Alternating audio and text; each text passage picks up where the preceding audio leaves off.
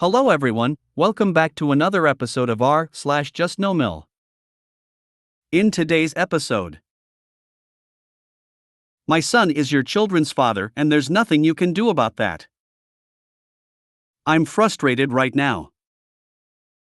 Jamil tried to guilt trip my realtor. Before we get started, make sure to subscribe so you will never miss a video. So let's get started. My son is your children's father and there's nothing you can do about that. This is the exact quote my former MIL screamed at me in my own driveway back in 2006. While her worthless, meth addict son literally hid behind her. My girls were 3 and 6 and my fiancé had already taken them in the house. What set her off was hearing my kids call him dad. Which we hadn't taught them, they had just started doing it because her precious son only saw my girls 4 or 5 times a year.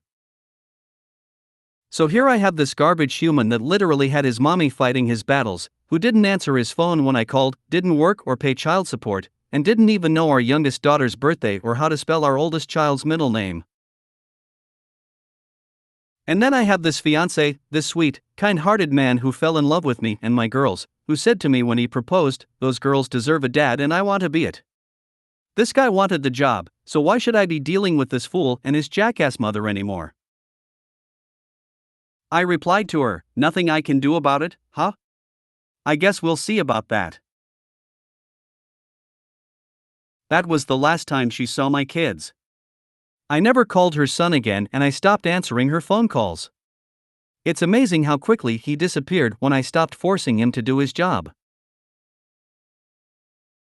My fiancé and I married that fall.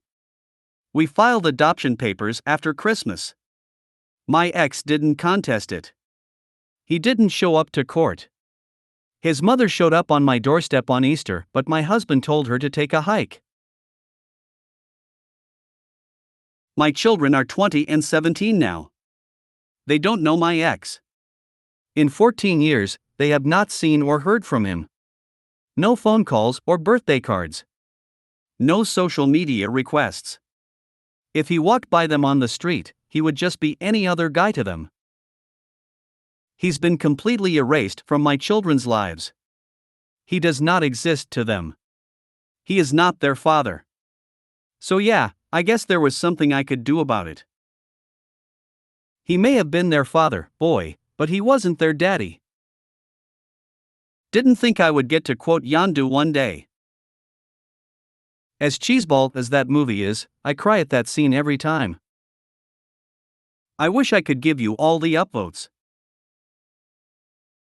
The hilarity of it is that technically, aside of keeping her crazy ass away from you and yours, you didn't really do anything. Her precious son phased himself out as a father of his own volition by literally not doing anything. I would imagine he has granted himself some kind of sainthood for bettering them in this way. They're better off without me, and I did them a great favor by leaving them alone, and while he doesn't really believe it and is only being magnanimous in his more fanciful moments, he's right. He's the shit heap hero of this tale, the one who saves the day by being the grand villain who forgot to show up.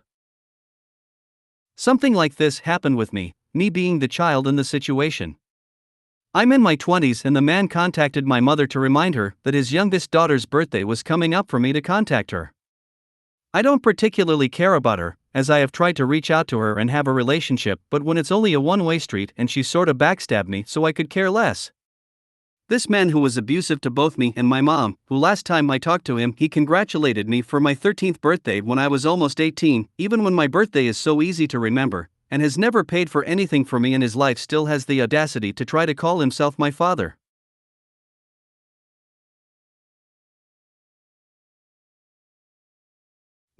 No, to me my father is the man who drove me to school every day up to the day I went off to university, the man that paid for my braces and my surgeries, who took me to the hospital on New Year's Eve until 2 in the morning even though nothing was wrong with me, and the man that helped pay for my university. This man is my father. If my mom had forced me into a relationship with the man, I don't know what would have happened, but I applaud you and your husband for standing strong against those people for the better of your daughters. Blood doesn't equal family, as the quote says. The blood of the covenant is stronger than the water of the womb. It's who we choose to have as a family that is a family. What an awful MIL. I'm happy your fiancé is there for you and your kids. If they ever ask about their bio dad, please tell them the truth. My mom told me my dad was a great man even though he never visited or called me growing up. So when my mom passed away, my dad showed up to help me. I was happy the great man my mom told me about was finally here. But he ended up stealing thousands of dollars and beating me up. He was never a great man. Mom just sold me an illusion. So please don't sugarcoat his meth addiction. She did you a favor that day. Sometimes giving up on a situation wholly is the hardest thing. I stan your husband, what a king. It's wonderful when men enter our lives and are all about taking on the whole package. I got that with my DH too. He took on my DD like a champ back in 2005. Her bio dad was having his own issues and couldn't be a dad past financial obligation. Thank you, US Army. My DH taught her to ride a bike, took her to the first day of school, was there through all the ups and downs. She's his. Her bio dad has since removed his head from his private orifices and is now trying, and we are letting him.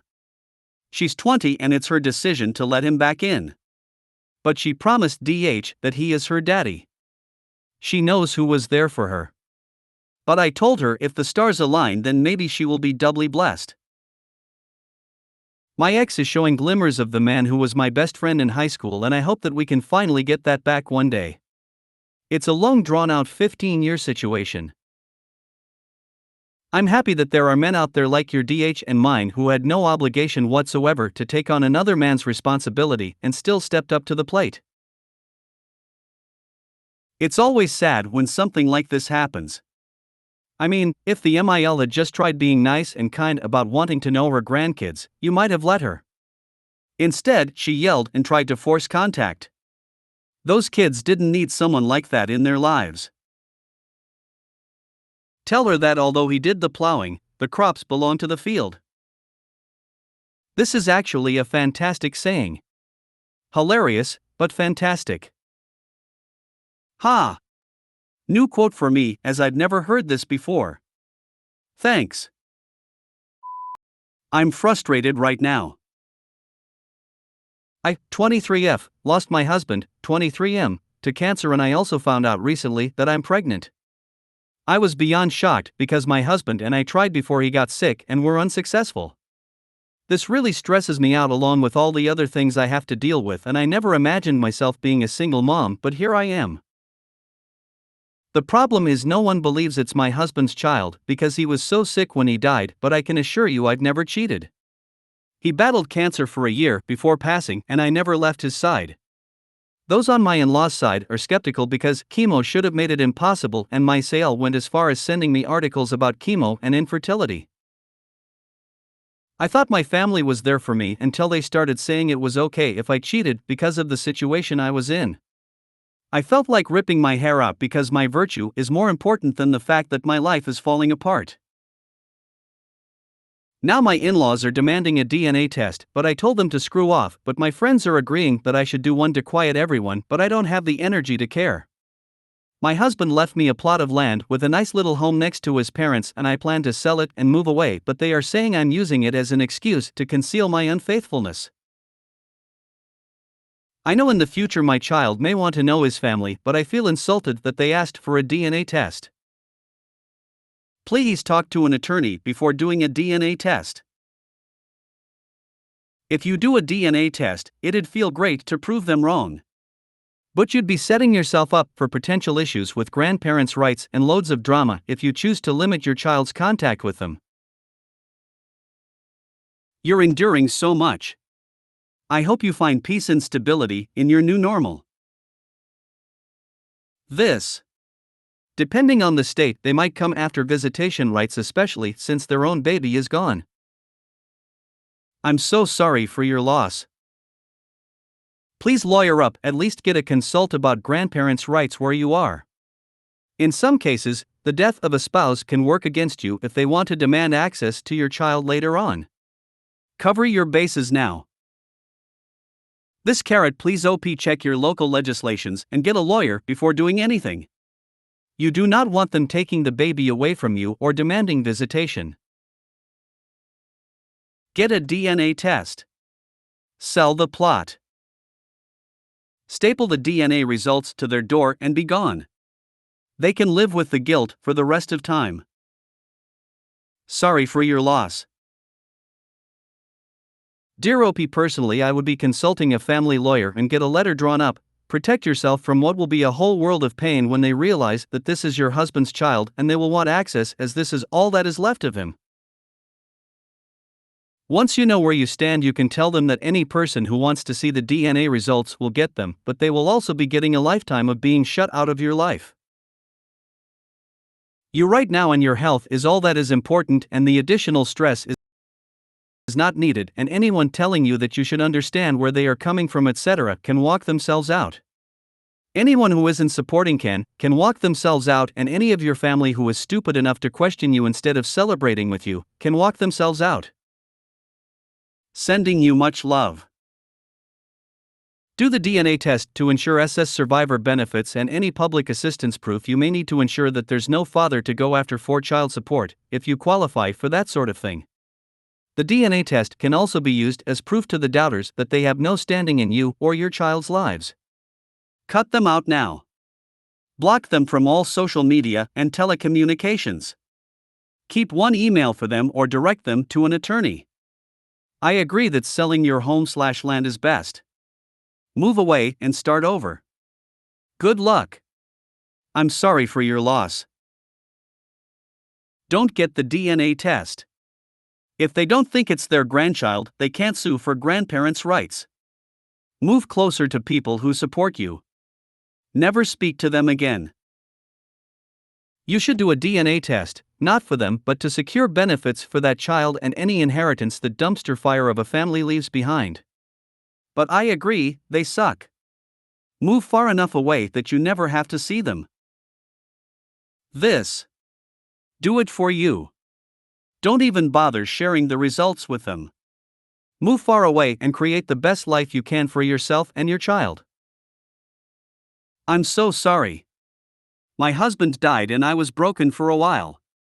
There is a subreddit for widowers and it can help with words to describe how you are feeling and to know you aren't alone. This is your journey, it's your timetable, and it's your decisions. There is no right or wrong, it's just yours. Anyone who has supported you or helps you, they are your family. Good luck. Jamil tried to guilt trip my realtor. So I've been NC again for about 4 months. Last time I foolishly broke NC after 6 months. I gave her opportunity to have a relationship with me outside of her son. We have a child she hasn't met and I don't want to expose him to potential abuse from them. I gave her the chance and she instead showed me she was still the same, guilt-tripping me for not letting her see our son, guilt-tripping me because her dad passed and my husband didn't reach out to her to offer condolences on his grandpa. I did. Guilt-trip me because my husband didn't reach out to her when his dad was in the hospital for surgery on his neck. I again did.